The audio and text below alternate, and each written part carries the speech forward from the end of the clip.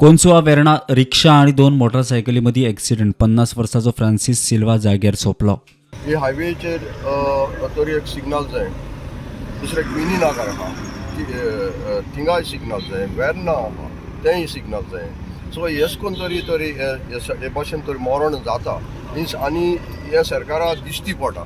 So सरकारान तरी हेचेर कितें तरी उपाय घेवपाक जाय। तांचो पयलीं भरपूर डिमांड आहलो हांगासर स्पीड ब्रेकर वो हांगा सिग्नल येवचें अशें म्हणून ताचो डिमांड आहलो।